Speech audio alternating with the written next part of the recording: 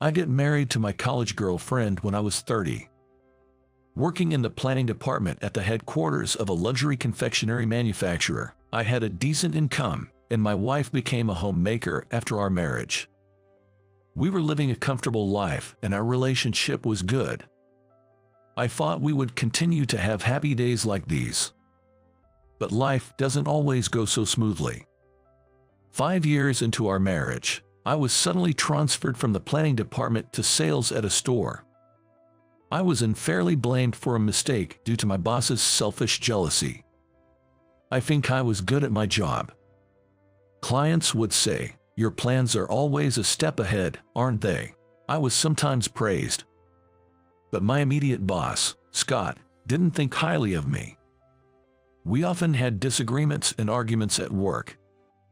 One day, Scott called me in unexpectedly to report. "What? Assigned to a store and losing my position. This is sudden and problematic. Is this because of the recent ordering mistake? But that was per your instructions, Scott. I didn't make that mistake, right?" I confronted my boss, but Scott just sneered. "It's a decision from above. Nothing can be done. When it rains, it pours." While I was still shocked by the sudden job change, another devastating event occurred. I left work early that day, thinking about how to break the news to my wife. With the demotion, my salary would decrease. I wondered what my wife would say. But I thought she would understand. And she would say, "I'll do my best." With these thoughts, I returned home. As I eagerly opened the front door, my wife was nowhere to be seen. The kitchen showed signs of an interrupted dinner preparation. Maybe she noticed something missing and went out to buy it. While sitting on the sofa, her cell phone rang on the table. She must have hurried out and forgotten it. Glancing at the screen, I saw the sinner's name. And it was followed by a heart emoji and then another heart. A bad feeling hit me, and I grabbed the phone. Opening the new message, I found emails between my wife and another man. "Thanks for inviting me to dinner today. I was happy to see you. I love you." What is this? The following messages took my breath away. My wife was having an affair. When she returned from shopping, I confronted her with the phone. "What is this all about?" Her face turned pale, and she broke down crying. And that's how I ended up divorcing my wife. Her affair was with an ex-boyfriend, whom she reconnected with by chance at a shopping center. I could have demanded alimony, but honestly, I didn't have the energy. I just wanted to end it quickly and forget about it. Soon after, my wife left. I moved from the company housing to a small town where my new job was. The assigned store was a cake shop in front of a regional train station. The prices were quite high, and the customers seemed wealthy. I had little experience in customer service, and since joining the store, I've been constantly scolded by the manager, Maria. Maria was a tough woman, just as she appeared. She seemed irritated by my incompetence, treating me differently than other employees. There were 3 part-time employees at the store, all women and mothers. The gossip-loving women were whispering about why I had suddenly come from the headquarters.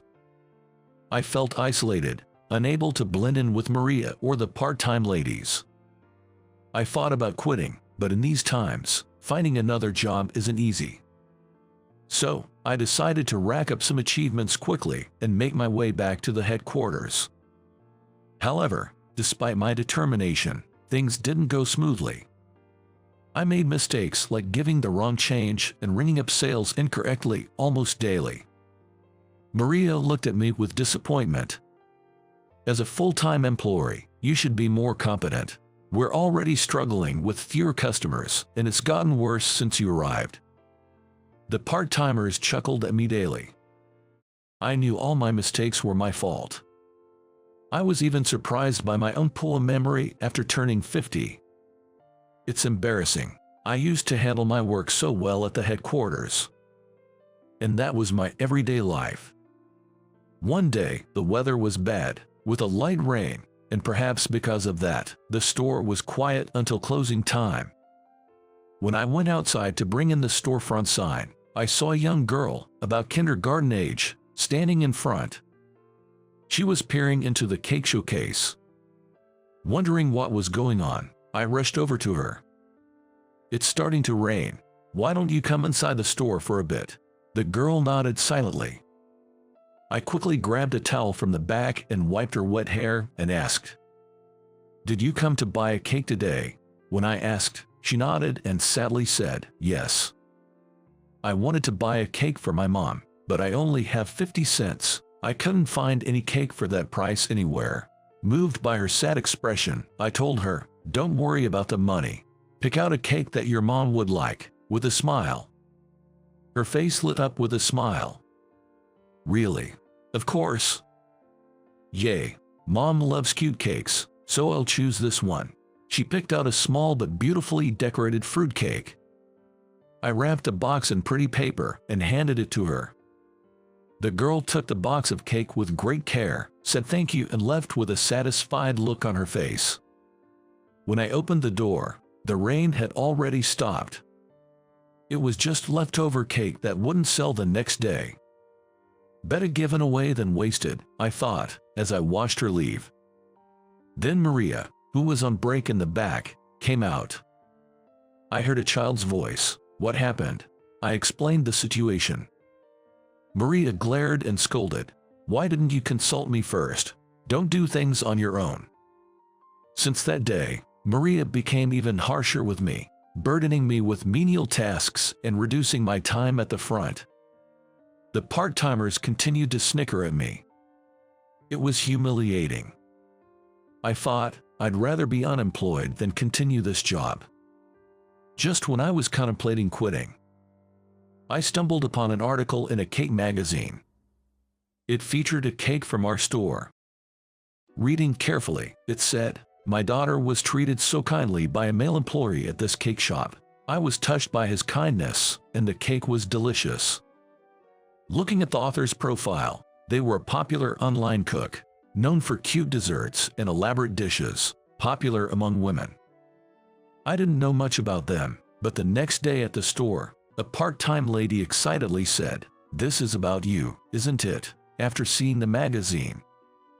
That day, our cake sales skyrocketed, and even Maria seemed pleased. "This might be thanks to you," she said.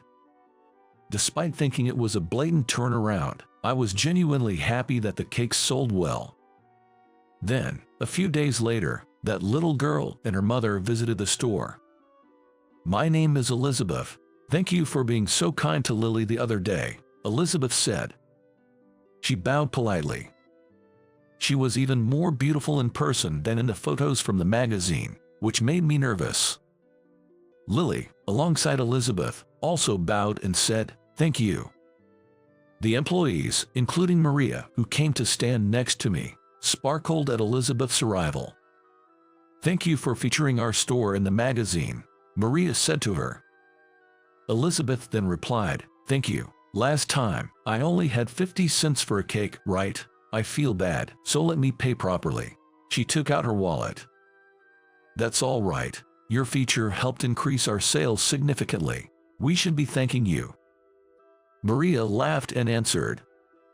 Elizabeth and Lily began visiting the store frequently, and I slowly started having conversations with Elizabeth. I found myself being drawn to her. But she was married. I forcefully suppressed those feelings. One day, Lily came to the store and invited me, "Come to Mom's cooking class. You can cook with us." Elizabeth was hosting a cooking class. Hesitating, Elizabeth, listening nearby, looked at me with pleading eyes and said, "Please come." Her expression made my heart skip a beat, and I blurted out, "I'd love to." I wasn't much into cooking, but I was excited to see Elizabeth and started attending regularly. Gradually, I got better at cooking and found joy in creating delicious dishes. Every time I finished cooking and ate with relish, Elizabeth would smile at me warmly. After about 6 months of these days, Elizabeth suddenly invited me out for coffee.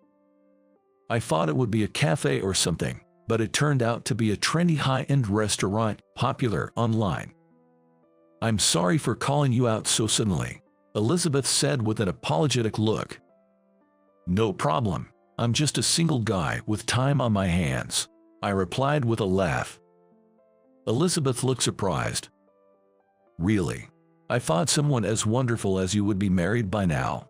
Her question made me boldly ask in return. Elizabeth, you have a husband, right?" "No, not anymore. I'm divorced. It happened 6 months ago," she replied with a smile. I felt a bit happy hearing that, which made me feel pathetic. Elizabeth's expression then turned sad as she spoke about her divorce. "It's embarrassing, but my husband cheated on me with one of my friends. I trusted her, so it was a huge shock. Her ex-husband seemed unremorseful, paid her alimony, and left triumphantly." She shared how Lily, wanting to cheer her up, decided to buy a cake from our shop. At a time when Elizabeth was losing faith in people, hearing about the kindness at the cake shop made her want to meet me. "I see. Actually, I also got divorced because of my ex-wife's affair. The day I found out was the same day I got demoted at work. I thought it was the worst day of my life," I shared, smiling wryly. "Well, what a coincidence." Elizabeth seemed surprised by my story. Then she continued, "I wanted to talk about that today, but there's something more important." She looked down as she spoke. Before she could continue, I blurted out, "Would you like to start dating, even as friends?" Elizabeth looked up and said shyly, "I'd be happy to, and not just as friends." I confessed my feelings to her. "Then, let's date officially." Elizabeth smiled at me with a childlike, adorable smile and slowly nodded. And so, we became a couple. Now, every day is incredibly joyful. I've gotten completely used to the job at the store, and ever since Elizabeth introduced me, the number of customers has steadily increased. The store's sales have soared, and after a while, I was reassigned to the headquarters. Returning to the headquarters after a long time, I found out that Scott, who had demoted me, was no longer there. Apparently, he made a big mistake and was fired. Elizabeth was thrilled about my promotion. Recently, Lily has started asking if she can call me Dad. I'm planning to propose to Elizabeth on her birthday next month. Currently, our daily routine is searching for a house to live in together as a family of 3.